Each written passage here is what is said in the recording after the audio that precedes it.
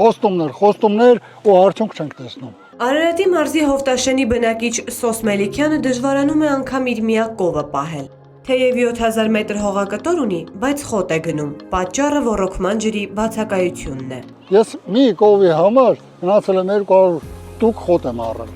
Իսկ եթե ջուր ունենայի, ես 300 տուկ խոտ պետքա վաճառեի։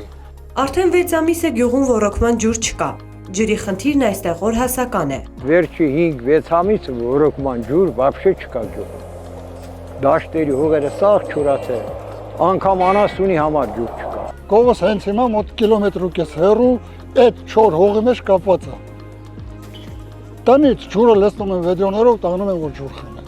Գյուղի հիմնական եկամուտը գյուղատնտեսությունից ու այգեգործությունից է։ Առանց ոռոգման ջրի, սակայն գյուղը չի շնչում։ Ծառերը չորացել են, բերք չկա։ Սա իմ ծիրանանոցն է։ Նայեք։ Ծառերը ամենը չորացել են։ 70 ծառից երևի 3-4 ծառ աշխատում։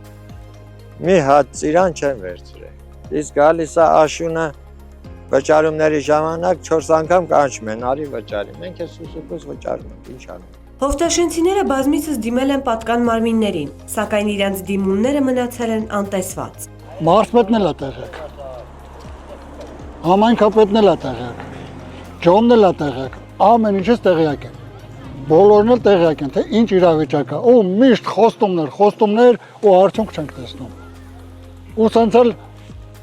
ոնց որ ասած գրողի ծոցից ջուր ենք բերում, յանում թե բերում ենք, էլի, բայց որտեղից գրողի ծոցից ոնց ջուր կբերենք։ Տենց էլ ջրում ենք մեր հողերը։ Ոռոգման ջրի խնդիրը գուցե կարգավորվի, եթե գյուղը դառնա ջրօգտագործողների ընկերության անդամ։ Իսկ մինչ այդ վարչական ղեկավար Արմեն Ալեքսանյանն ասում է, որ մարզպետարանն այդ ուղղությամբ քայլեր է ձեռնարկում, որ գոնե 2026-ի գարնանը ջուրը հասնի Հովտաշեն։